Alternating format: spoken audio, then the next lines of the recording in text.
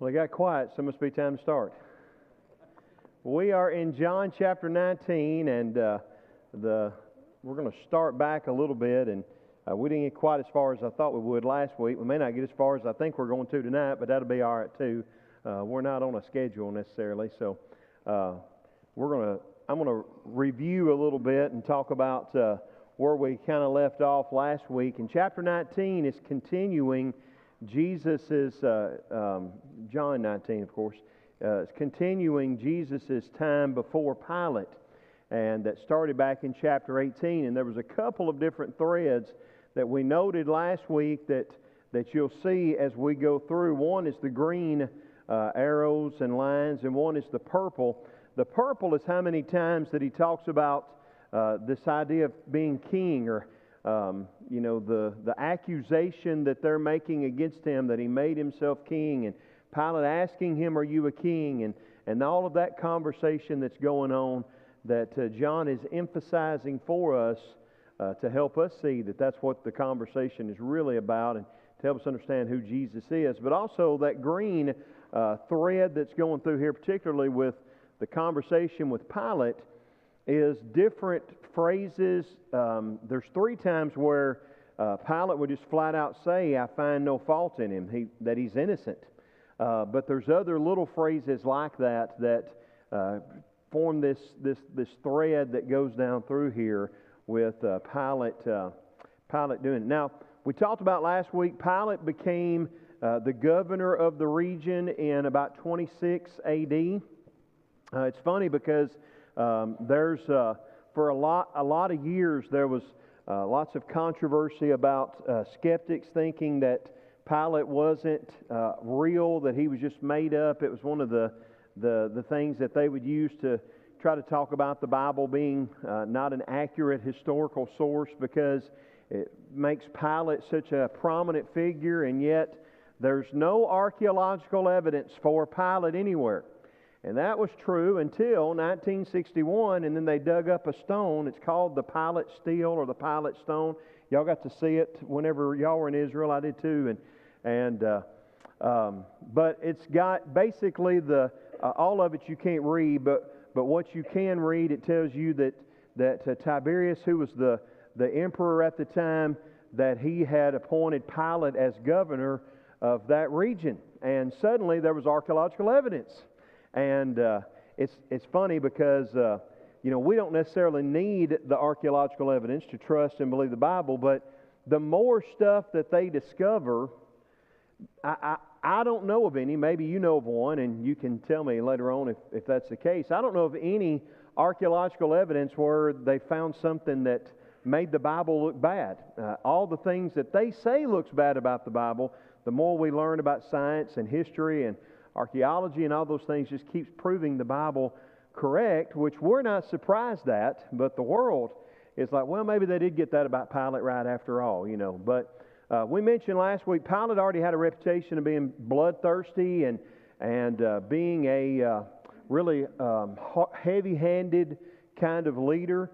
Part of the reason why that he was put in Judea was because of all of the problems that they had with the Jews not just falling over themselves to do whatever the Romans asked them to do, and Pilate evidently thought that they had kind of mollycoddled the Jews long enough, and he was going to come in and show them who was boss. And so he came in with the standards, the poles, and the banners that had all of the Roman emperor's impression on it, and the eagles that represented Rome, and all of those kinds of things, and hung them all over Jerusalem and the temple, and you can guess how well that was received by the Israelites. So as we talked about last week, this was a hate-hate relationship. He hated them, and they hated him, and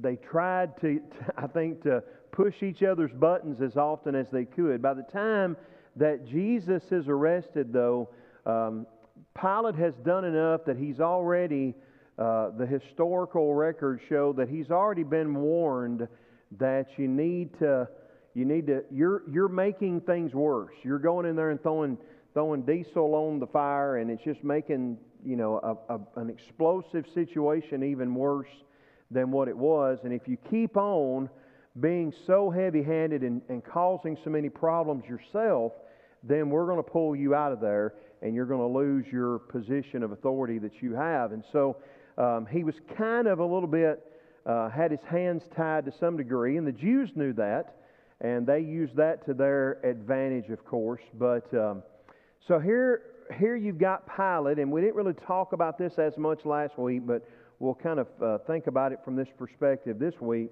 You've got Pilate that in one ear has got the emperor, the Roman government telling him, you've got to change how you're doing things. So he's trying to take care of business in a way that pleases the people that are in authority over him. He's afraid of what they're going to do to him. In the other ear, he's got now these religious leaders that have gotten the crowd stirred up into a frenzy about Jesus, and that we've got to get rid of Jesus. We've got to do something about Jesus. And he's afraid of what's going to happen if he doesn't in some way kind of calm them down a little bit and what can happen. So he's trying to please them. And then if he had a third ear, it would be his wife that would be in it, because John doesn't tell us about it, but other gospel writers tell us about, remember, his wife telling him she'd had this vision, and you don't need to have anything to do with that just man. So Pilate is trying to please everybody, and he's afraid of what everybody would say or think about what he's going to do. And then he's going to have this conversation with Jesus that goes back and forth. And here's a fourth voice. And it's one that he believes and he trusts, but he's got all of these people talking to him. And part of the problem that Pilate has, is that Pilate is a person that is more concerned about pleasing others and more concerned about the fear that he has of others than he is doing what he should be doing. Now, he didn't have a lot of moral compass anyway. There's a point in Jesus' teaching that he's going to just kind of passingly talk about how there was a bunch of people at the temple that were worshiping God, and Pilate comes in and slaughters them all. Kind of a passing comment that he made.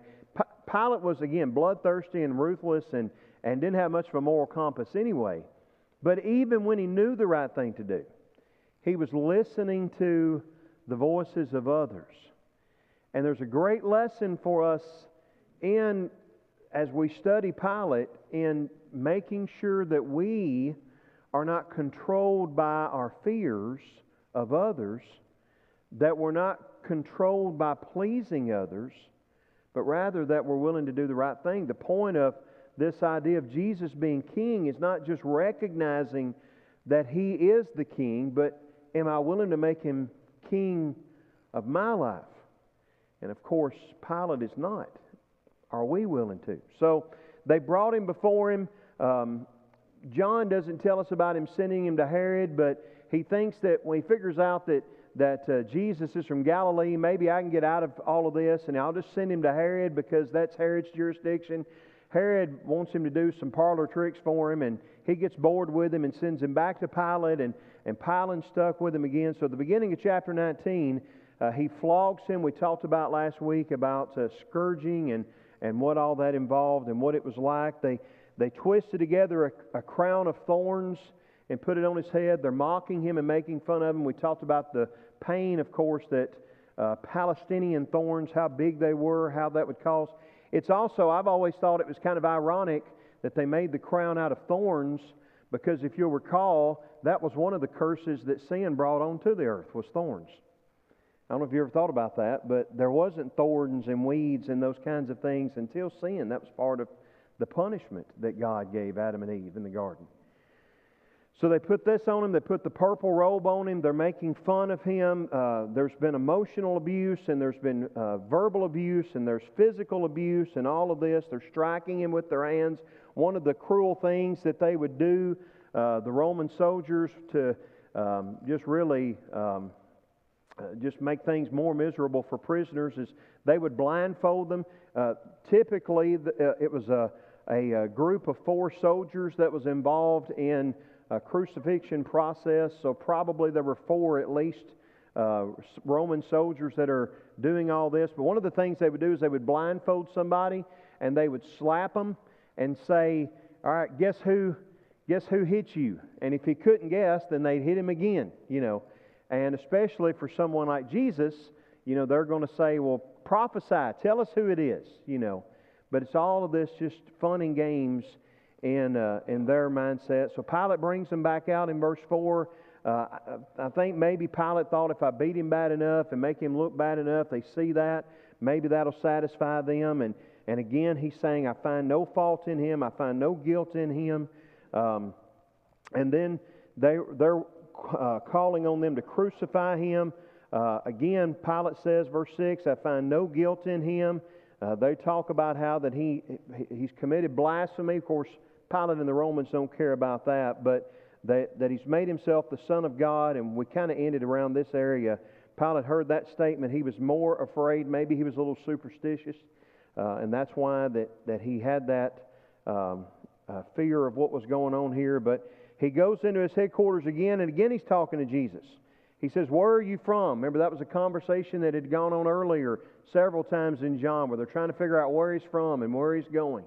Where are you from? But Jesus gave him no answer. So Pilate says, "Are you not speaking to me? Don't you know that I've got the authority to let you go?" Pilate's basically saying, nobody's on your side except for me, and I'm barely on your side. You ought to at least give me something to work here with. But Jesus tells him you would have no authority unless it had been given to you from above, which is the same. If you remember in John chapter 3, the conversation that Jesus had with Nicodemus, one of the things that we pointed out is that being born again, that word that's translated born again can also be translated from above.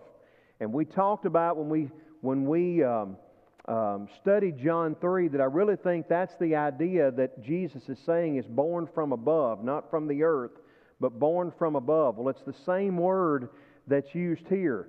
From above is where authority comes. And are you willing to submit to the authority of God? And so in verse 12 he says, "From then on Pilate sought to release him." Why would Pilate seek to release Jesus? He's innocent. And he said that over and over. There's nothing wrong with it. The problem with Pilate is he knows what he needs to do, but in one ear he's got the Romans, and in one ear he's got the Jewish leaders, and in one ear he's got his wife, and in the other ear he's got Jesus. And how do I please everybody? Pilate says, "I've got authority." Well, show it. If he's innocent, just let him go. Why didn't he do that? Because he's listening to everybody else. Are you with me? He's afraid of others, and he wants to please others more than he does do what's right. And don't misunderstand, when I say we ought not to be living to please others, I want my wife and my boys to be proud of me. I want to make people happy, and I want to serve people and do things. But the idea here that we're talking about, of course, is the fact of that's what you're living for. You're making your decisions based not on what's right or wrong, but what really needs to be done. And this fear that he has of others and what they're saying is controlling the decisions that he's making more than anything else. One guy said one time that if we don't fear God, we fear everyone else, and if we do fear God, we fear no one else. And that's the reality. Because he doesn't fear the authority of God, he's living his life for everyone else. But the Jews cried out, "If you release this man, you're not Caesar's friend. Everyone who makes himself a king opposes Caesar." Well, now all of a sudden, these Jewish people that hate the Romans, they're full of national pride, right? I'm a patriot, and I don't want anybody to say anything bad about my Caesar, right? They don't care about that. They're trying to hoodoo Pilate. And Pilate is going to fall for it because Pilate is living on fear of others and trying to please others. So when Pilate heard these words, he brought Jesus out, sat down on the judgment seat at a place called the Stone Pavement, and in Aramaic, Gabbatha. Now it was the day of preparation for the Passover. It was about the 6th hour. And he said to the Jews, "Behold the king." So he's realizing that if I don't do something, they're going to hold this over my head, and they're going to try to get word to Rome and to Caesar that there's a guy down here claiming to be king. Now, is that really what Jesus was claiming? No. He's had, if you count them through all of the Gospels, Jesus has had 6 trials. He's had 3 trials from the religious leaders, and he's had 3 trials from political leaders. And not one could really find any legitimate charge against him. But now he's scared of what's going to happen. So he comes out to this place. It's probably like a paved little porch outside of his headquarters. And that's where he's going to render his verdict to everyone. And it was time to prepare for the Passover, which we've been talking about all through John, how many times that the Passover's near, and how John is using this to talk about Jesus. Remember in chapter 1, John the Baptist said, "Behold the Lamb of God, which takes away the sin of the world." And there's lambs, little l, that they every year sacrifice at Passover, but now lamb with a big L is fixing to be sacrificed for the people at Passover time. It was the 6th hour. Now, if you read the other gospel accounts, you'll remember that Jesus was on the cross from what hours?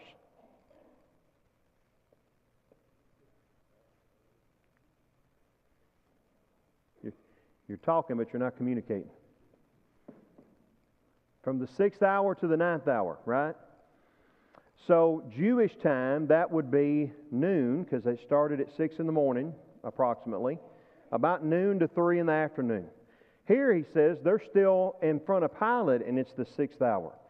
But we're on Roman time in John, because this is a gospel that's written to Gentiles mainly. And it is, we're here dealing with Pilate, and their time would have started like ours does at midnight. So probably about 6 a.m. And that's still going to put us right in line for getting to... But again, when it talks about they brought him early in the morning, I talked about last week it being dark 30. We've done all of this, and it's just now the 6th hour, the 6 in the morning. And so he tells them again, "Behold your king." They cried out, "Away with him! Away with him! Crucify him!" Pilate said to them, "Shall I crucify your king?" The chief priest answers, "We have no king but Caesar." So he delivered him over to them to be crucified. And again, the question is, what about us? Who's your king? Is it someone in political authority? The president or the Congress or the governor?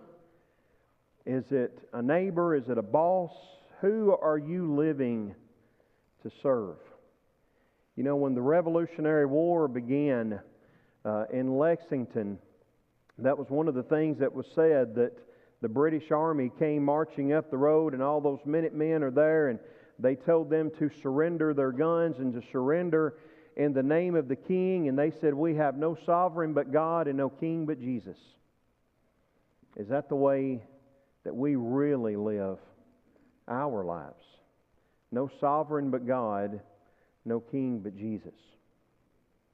So they took Jesus, and he went out bearing his own cross. And I've got it drawn up there very rudely, but there are really 3 different types of crosses that they would use. Now, when we think of the cross, you think of the middle one. That's not a formula there, T plus X or anything. That's the different kinds of shapes of crosses that they would use. And that middle one, like a lowercase t or a plus sign, is what we usually think of when we think of the cross. But sometimes their crosses would look more like a capital T. Sometimes they would use crosses that were shaped like an X, and so they would be spread with their legs like this. Sometimes they would just find trees that were shaped the right way, and they would nail them up to that. But But anyway, Jesus is going to bear His own cross, he says, and of course He wouldn't have had to carry the whole thing, just the cross piece, which probably would have weighed somewhere in the neighborhood of 100 to 150 pounds. Now think about what all He's done. He has gone all night without any sleep. He's been beaten. We talked about scourging and how many people died from scourging, and how oftentimes the rib cage and the organs underneath the rib cage were exposed to your sight because the skin and the muscles had been just shredded away from it. All of the loss of blood and the weakness, and so He's obviously not going to be able to carry it. John didn't tell us all about that. He couldn't carry it all the way. But the place that they brought Him to is the place of a skull, which in Aramaic is called Golgotha. Sometimes we'll sing songs about it being Calvary, which comes from the Latin translation of this. But a place of a skull is what the word means. In fact, this is the Greek word that's translated from. And what does that look like? What English word does that look like? Cranium, that's right. And that's where we get our word cranium from. Again, I hate to always say this, those of you that went to Israel, but maybe to make some of you others want to go one day. I'm going to show you some pictures. There's a place, I don't want to upgrade now. There is a place that for centuries has been kind of thought of as the place where Jesus was crucified, and it's a place that maybe history would kind of lean to a little bit. The Roman Catholic Church years and years ago built a giant mausoleum over the place where Jesus was supposedly buried, and this huge church, anything that they think they can associate to something, they'll build a big giant fancy church there. But it doesn't feel like the right place, but with all of that building around it, it's not going to. I don't know which one of it is. I've heard good arguments for both, and I don't really want to get into that argument because it doesn't really matter. But there is another place that you get to go that is, it feels like, it may not be the right place, but it at least feels like it. It's in the right kind of location, in that it's near the city gates, which is what the Bible would tell it is. It's called the Garden Tomb, as you can see on the sign up there. It's also called Gordon's Tomb. Gordon, you didn't know that, but it's called Gordon's Tomb, not because Gordon's is buried there, but a man by the name of Gordon discovered this place, and he bought it. And in fact, all of this area is owned by an English company that's known as like the Garden Tomb Incorporated or something like that. But in this Garden Tomb here, he found this little hill that looked like a cranium, and as they began to excavate after he bought it, they found a cistern, one of the largest cisterns in all of that area. You know what a cistern is, most of you. That's not the female version of brethren. I think I'm a lot funnier than y'all do most of the time, but anyway, that's not what a cistern is. My daddy, at the place he grew up, they had a cistern, and they would bring water, and it was just a big thing to hold water. And that one of the biggest ones they found in that area. They kept digging, and they found that because the cistern, they realized it was a garden area. They found a wine press they excavated. They found then a tomb later on, and it was obviously someone very wealthy. So it may not be the place, but it's in the right place, and it feels like the right place. And there's a lot of things they've excavated that is pretty close to it. And I'm going to show you this is the hill back when they bought it in the 60s, 40s, 60s, I forget which it was. Maybe it's a little hard to say. I'm going to zoom on up, but that's, if you've got a good imagination at least, you can see that's the idea of where the cranium or the skull comes from, this particular hill. And that's what he saw when he began to develop that. Now, that hill, they have built a big bus lot beneath it and all of that, and so you can't get a straight ahead look at it, but you can see the deep recessions there that is the eyes in the other. And they have planted a garden that, again, feels probably much like it would have felt in the place where Jesus was. Here's the tomb that they've excavated, and they've dated this tomb all the way back to the 1st century A.D., so it's the right time frame anyway. But anyway, this is where Jesus is at, as this place of a skull,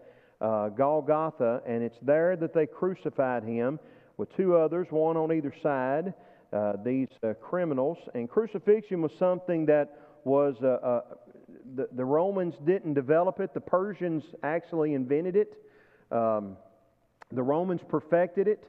It was a very cruel and painful way to die. They reserved it for only their worst criminals, people that were murderers, people that were insurrectionists, were basically the only 2 categories of criminal that they would crucify. Some translations have robbers or thieves that were translated. The word doesn't mean robber, it just means criminal. So they were probably worse than just robbers, and being a robber would have been bad enough, but it was for the worst of the worst. Not only somebody that we wanted to put to death, but we want them to feel the pain of it. And then they would leave them very often on these crosses.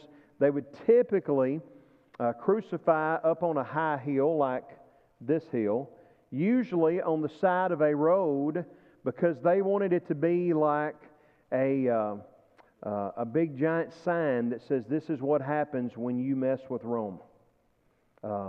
You know, you've seen the billboards that have the click it or ticket signs. The police are saying you either follow the law or you're going to get punished, right? Whenever we lived in Colorado, if we were going up into like Minnesota at a lectureship that I spoke there at one time, or Nebraska or something, when you cross from Colorado into Nebraska, it's not this way in Kansas, but when you're on the interstate going from Colorado into Nebraska, for several miles, about every half a mile, there's a giant billboard that says, if you're bringing marijuana into Nebraska, expect to stay a while. And it shows a closed jail cell, you know, because it's legal in Colorado, it's not legal in Nebraska. And they're just trying to warn you, if you break the law, you're going to pay. And that's what people on a cross for several days, typically with 3 to 7 days sometimes before they would actually die. And they would oftentimes leave them up there for even weeks afterwards until birds would have picked at them and all kinds of things, because this again was a warning. You mess with Rome and this is what happens to you, see. But one of the things that's often struck me when I read in Matthew, Mark, Luke, and John is how it just says they crucified Him. And that's all it says. And they, in that day, knew what that was. If you've seen The Passion of the Christ, you've probably got a better idea of it. But we've talked about it before, how that basically you suffocated to death. It was a slow, painful way. They would have your muscles in your rib cage would become paralyzed from hanging, and you couldn't breathe. And so the only way you could breathe was to pull up on the nails that were going through the nerve carrying spots in your wrists and in the tops of your feet, to push on that nail that's in your feet, to pull on the nails in your hands, to get enough pressure off that you could gasp for a little bit of air. Jesus is going to utter 7 short statements, and that's why He doesn't do a whole lot of talking, because He couldn't breathe. And it was a slow, painful way to die. Of course, all the time that He's pulling Himself up and down, remember what His back looks like on that rough wood? When we read, and they crucified Him, that's only a few words, but when you're taking the Lord's Supper this week, if you're like me, if you like to read from the text while you're partaking the Lord's Supper, stop and think about those 3 words, 4 words a little bit longer than we usually do.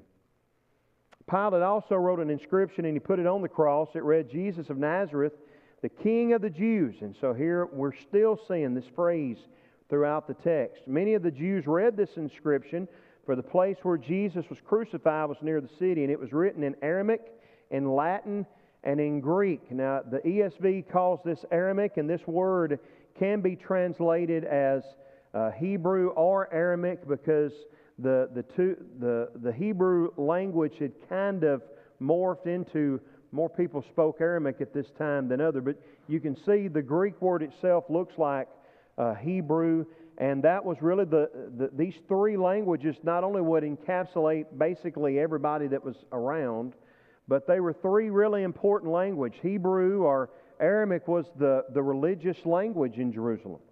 When you went to the temple, that's the language that they're using as they're organizing their worship and praising God. Latin, you can see what the Greek word for Latin looks like. It looks like Roman. And it was the language of Rome. And it was therefore the language of the judicial system and law and order. And then that third language is Greek, which was the most commonly used language in the Roman Empire. But it was the language of culture and education. And so these three languages were really important. They wanted everybody to know. He wanted everybody to know what it was that he was saying about them. But the chief priests of the Jews said to Pilate, "Do not write the King of the Jews, but rather this man said, 'I'm King of the Jews.' Pilate answered, 'What I've written, I have written.'"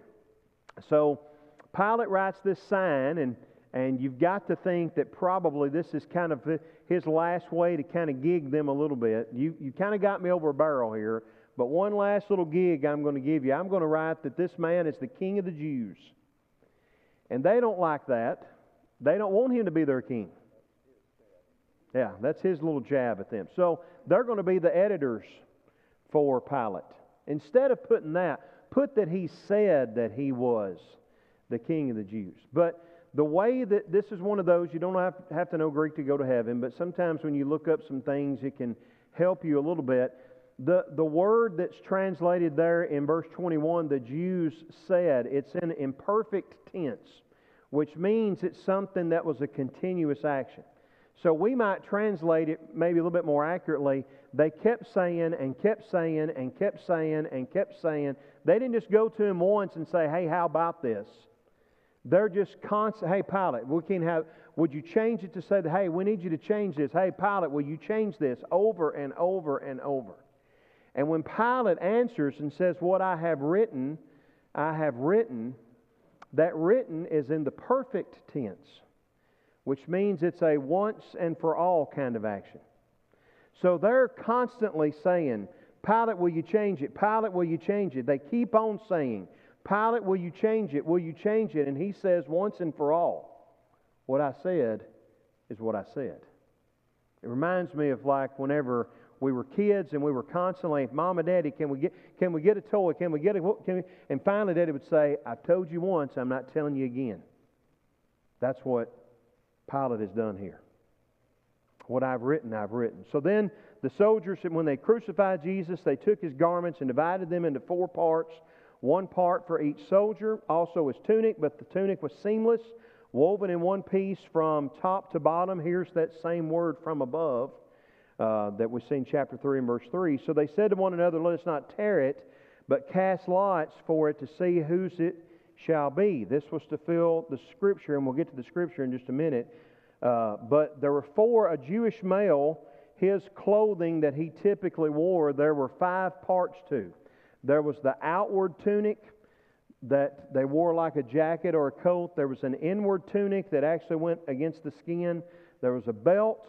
There was a hat or a scarf that they would wrap around their heads, and their shoes. Well, remember how many soldiers I told you was in charge of a crucifixion? 4. They didn't get paid anything extra for crucifixion. So the only thing that they got out of it was whatever the convicted's possessions they got to keep for themselves, and then whatever fun and enjoyment they got out of mistreating him. Well, they've certainly got that out of Jesus.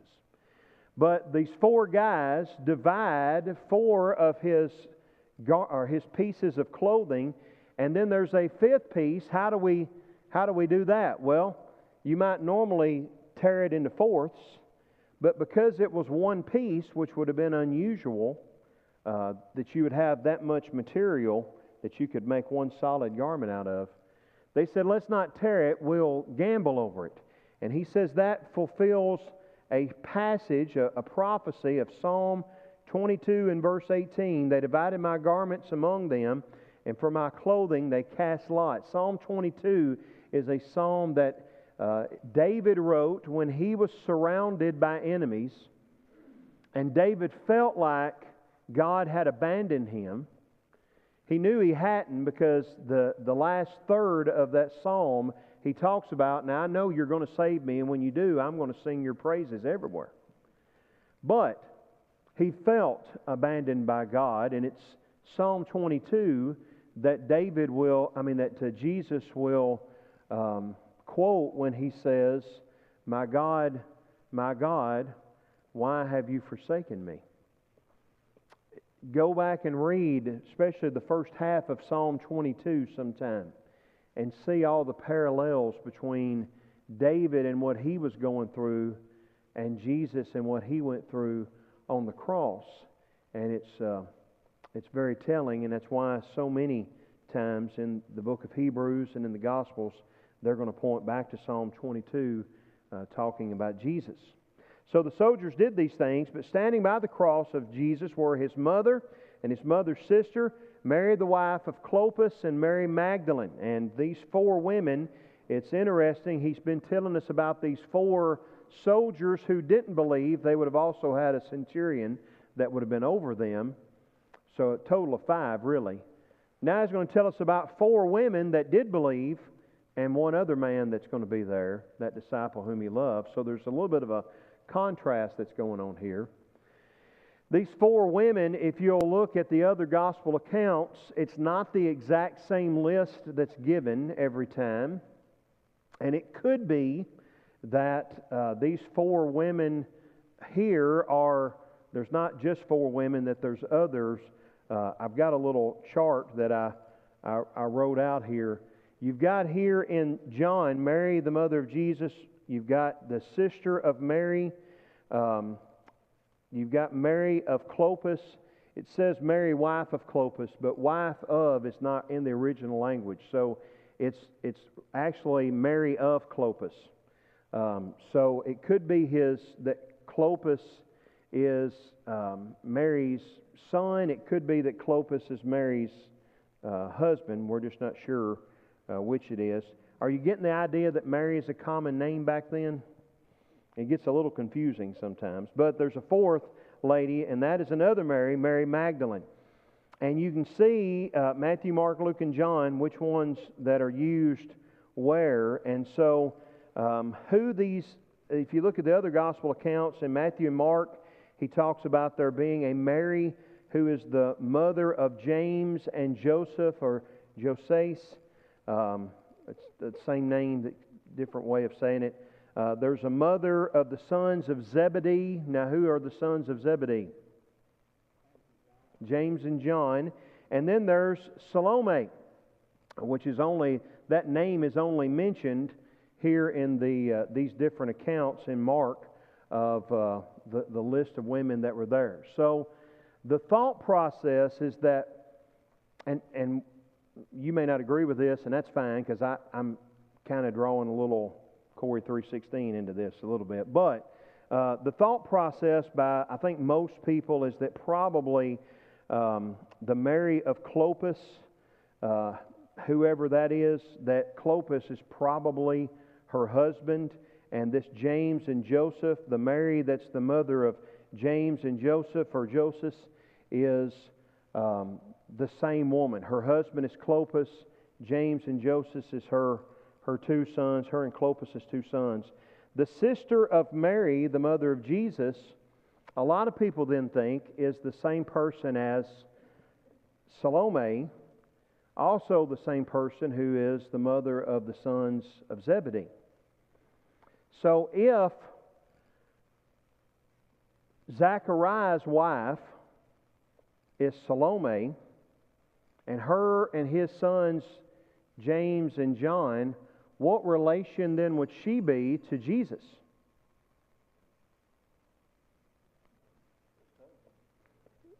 She would be Jesus' aunt, right?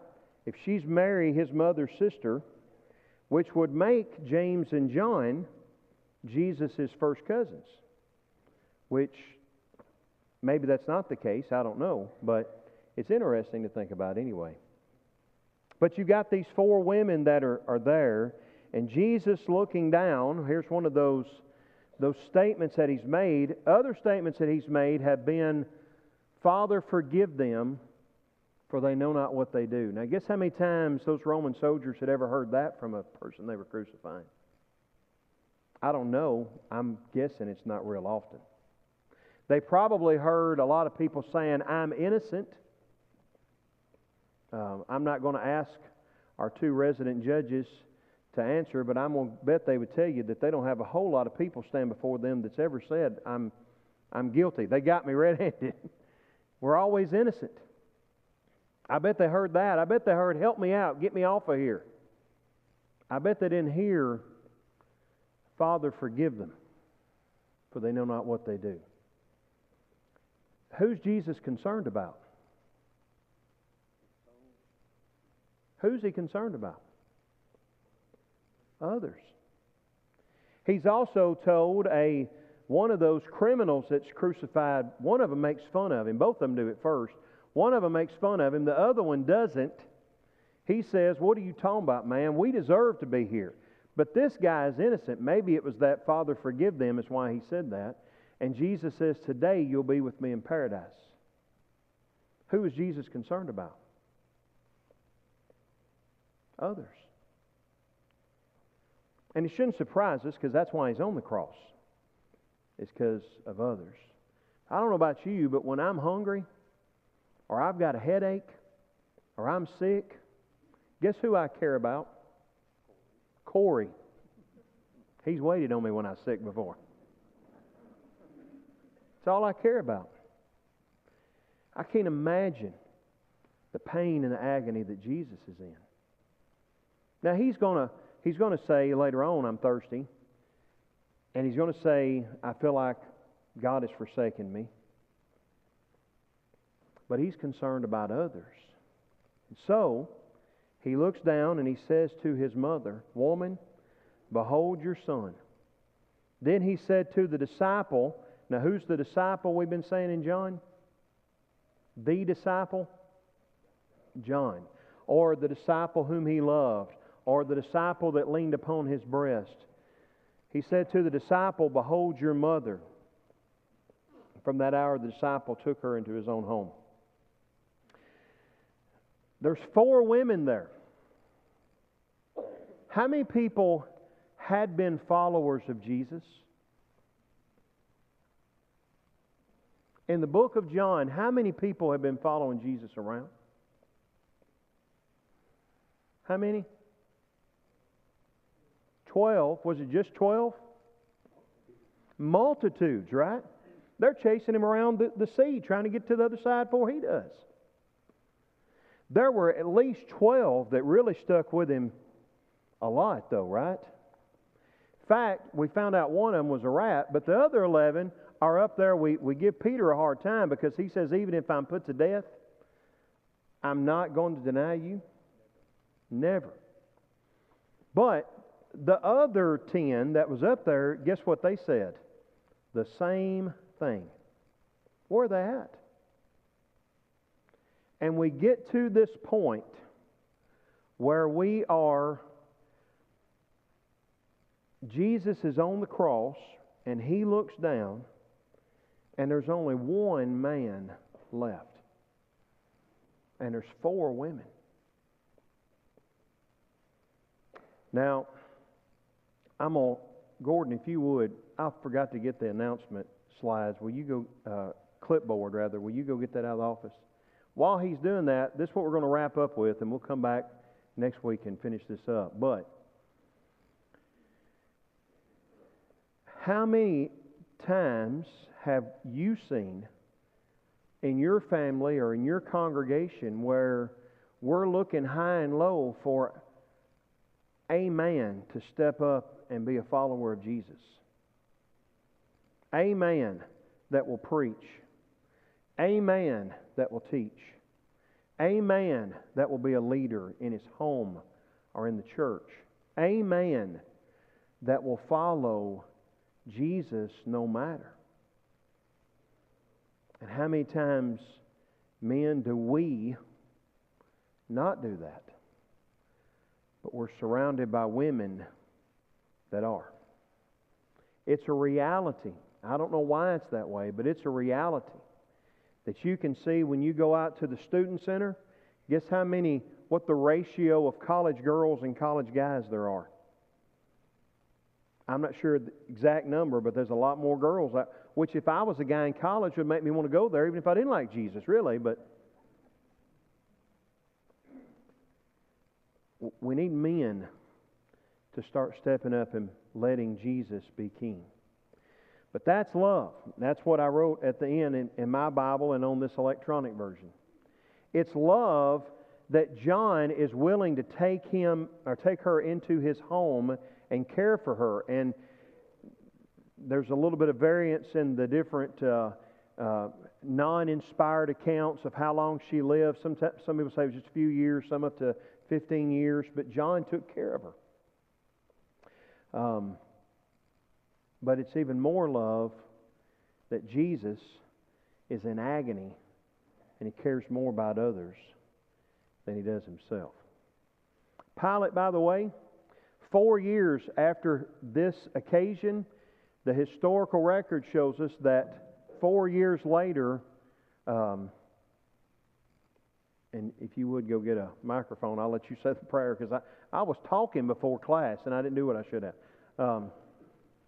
4 years after this all happened, Pilate was removed from Israel. Things had gotten so bad, they said, we got to get him out of there. And they send him to Gaul, which is modern-day France. 10 years after this happened, he was in such misery and so haunted, not necessarily, I don't think, by Jesus, but just his life, that Pilate committed suicide and died. See, when we live for pleasing others and in fear of others, that's the kind of life that we're going to have. But if we can live our lives with Jesus as King, if we can live our lives focused on Him, then we're going to be focused on others like Him, and that's real living. And it's the only thing that allows us an eternity with Him. So, not much practical application in this text, is there? But we'll pick up with verse 28 next week and continue with the crucifixion of Jesus and what happened there. By the way, one of those statements, one of the last ones he makes, is it is finished. And we're not going to talk a lot about it next week, because the very last sermon of this year, Sunday morning sermon, we're going to look at that statement. Is what, as we finish the year, it is finished is going to be the text that we're going to look at for that sermon. Let me give you a couple of announcements before we dismiss. Those of you that are online, as Alan gets that turned off, thank you for being online with us, and we hope you'll be with us in person as soon as you can. For those of you that are here in person, we'll give you a few updates on our